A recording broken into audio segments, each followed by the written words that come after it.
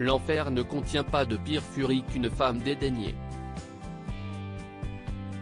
À 45 ans, Shakira, de retour avec le single BZRP Music Session Dièse 53, incarne le dicton. Avec cette revenge song, la star colombienne flingue tout simplement Gérard Piqué, le père de ses deux fils dont elle s'est officiellement séparée en juin dernier, après avoir découvert l'infidélité du footballeur avec une jeune femme de 23 ans, Clara Chiamarty. Liquidation de leurs 12 ans d'amour via ses paroles vindicatives: « Tu as troqué une Ferrari pour une Twingo, tu as troqué une Rolex pour une Casio ».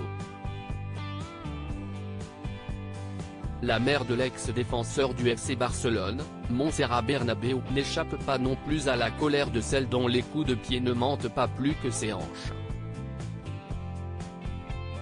Alors qu'elle reproche également à son ex de lui avoir laissé une belle-mère pour voisine, la presse sur le pas de « sa » porte et le fisc s'est trousse dans son nouveau titre. Shakira, réellement voisine de Montserrat Bernabéu à Barcelone, a installé une sorcière sur son balcon pour effrayer son ex-belle-mère. Gérard Piqué aurait mieux fait de s'enquérir auprès d'Antonio de la Rúa, le précédent compagnon de la chanteuse, lui aussi voué aux gémonies après leur rupture. Supérieur à retrouver ici les divorces et séparations qui ont marqué 2022 après leur rupture en 2010, Antonio de la Rúa réclame près de 100 millions d'euros à Shakira. Shakira a 23 ans quand elle rencontre ce fils de l'ancien président argentin, Fernando de la Rúa, en 2000. Cela fait 10 ans qu'elle est une star en Colombie.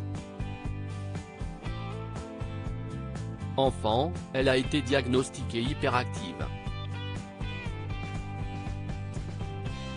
Elle est la fille d'un bijoutier. Elle rêve de devenir le nouveau diamant de la pop mondiale.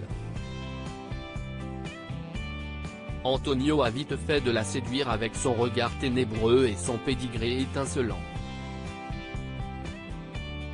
Avocat de formation et directeur officieux de la campagne présidentielle de son père, en 1999, il s'est conseillé. Shakira devient autant son manager que son amant, allant jusqu'à négocier le contrat d'exclusivité de la chanteuse avec le tourneur Live Nation.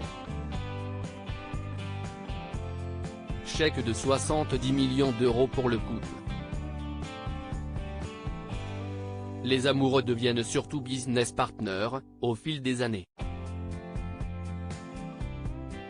En août 2010, ils annoncent leur séparation amicale.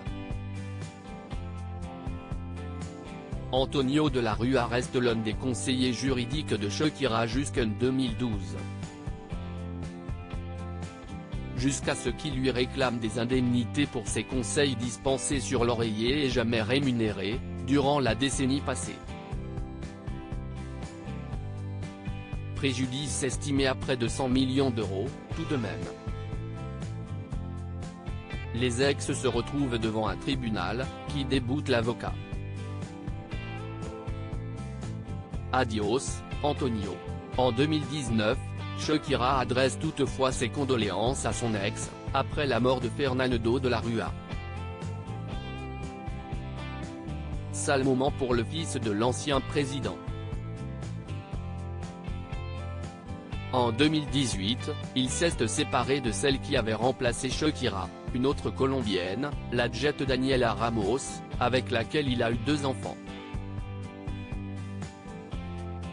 Les mots de Shakira, alors en plein bonheur avec Gérard Piqué, le réconfortent à peine. Le malheur des uns faisant le bonheur des autres, Antonio de la Rúa aurait repris contact avec la bomba latina, l'été dernier. Interrogé sur la rumeur par la journaliste Karina Lavicoli, en octobre dernier, l'avocat n'a pas confirmé, ni démenti.